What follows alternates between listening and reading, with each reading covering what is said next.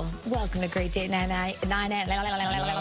Can we start from here? Welcome to Great Day at 9 a.m. on this Friday Eve. That's why I'm all discombobulated. It's okay. Like one more day. I thought yesterday was Thursday. I thought today was Friday. That's I'm all confused. We're all good. But I know my name. I think I'm Nicole Nalepa. You are. I just checked right here. Thank you. And I'm Scott Haney. Nice to see you.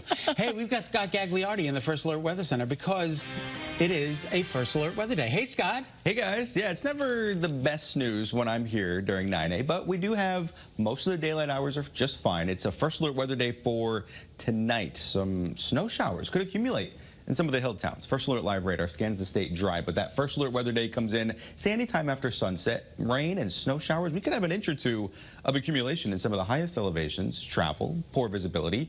If that's not enough, by Saturday, a chilly rain. We're talking 30s and low 40s.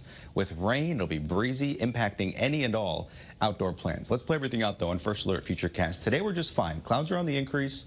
By 4 or 5 p.m., some showers out towards the west. But look what happens, 10, 11 o'clock, and the sun is set. So we're not worried about no accumulations. We're seeing some in some of the hill towns, some flakes, maybe as far south as, say, Meriden through Waterbury, inland parts of Fairfield County.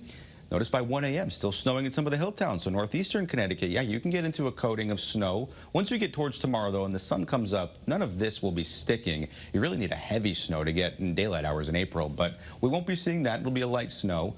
And then for the rest of Friday, it's drizzly, it's cooler. Rain comes back later in the day. And then check this out. Saturday morning, some heavy rain, maybe mixing with some sleet in the hill towns. A very, very unpleasant Saturday.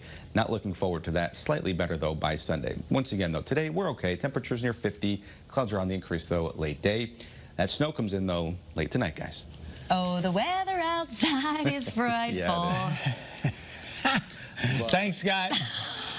All right. Welcome to New England. Yeah, welcome to New England. Hey, the Yukon Victory Parade has been rescheduled for Sunday because of all that rain in the forecast. Yeah, the parade is now set to step off from the state capitol Sunday at 1 p.m. This is a welcome change. You're hearing so many people are excited about this. Oh, my goodness gracious. You know, it's going to make its way to the intersection of Asylum and Trumbull Streets. Again, it's the same parade route as planned if they did it on Saturday, but they're going to end with a big rally outside the XL Center, and you can come out and celebrate the Huskies in person. I think they're going to have a lot more in attendance now that it's on Sunday. 100%. But if you can't come out, you can always watch the full parade and the rally right here on Channel 3, as well as our sister station, The Wax, and WFSB+.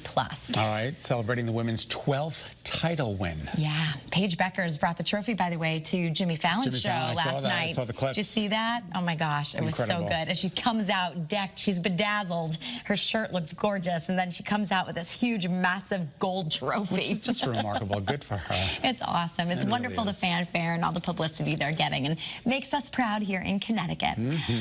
Also making us proud, spring break is starting for a lot of people, and the travel rush is already underway. If you're right, you are right, Nicole. If you're getting ready to head to the airport, here's what you need to know. All right, over 121,000 people are expected to leave from Bradley Airport over the next 10 days. Before you head out the door, make sure you have your ID and current flight status. You can even check real-time parking availability on Bradley's website before you leave the house, which is just awesome. Yeah, that's awesome. Give yourself extra time and get to your terminal at least 90 minutes before your flight. And an increase in travelers could be from Bradley's increase in nonstop flights.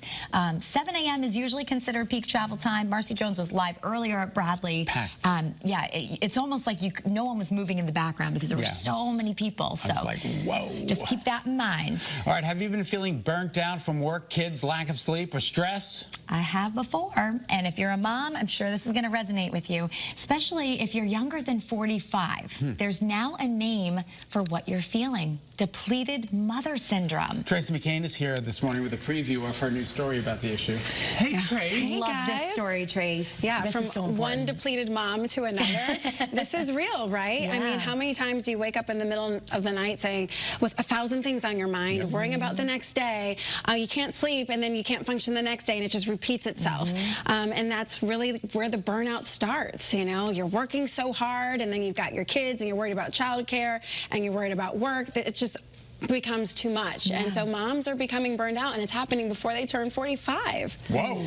Yes. So what is to do? What to do? So I talked to a Hartford mom who's also a doctor and a mother of 3. Can you imagine doing all of that at the same time? Amazing. Remarkable. Right. Well, she decided that she needed to step away. You know, she could not handle it. So she decided she was going to give her time to the thing that mattered most, which was her family.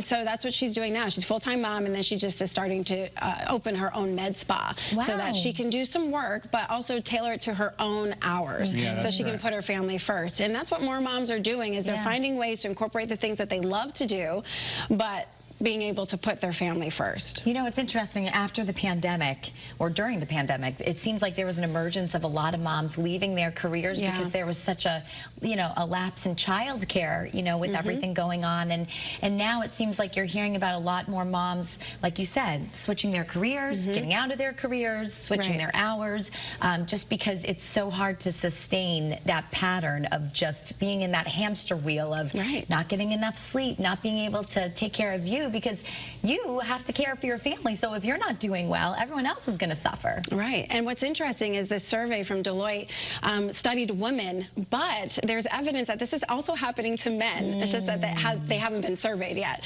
But it would be interesting to see if fathers, dads, or just, men who are working in these high stress level positions are feeling burnt out too. I just think it's the sign of, we're just all working way too hard. And this is tonight? Tonight at 5. Okay, terrific. Trace, thanks so much for being with us. I'm going to take some time off now. Good for you. Well deserved. Well deserved. Time off. Thank you, Tracy. Looking forward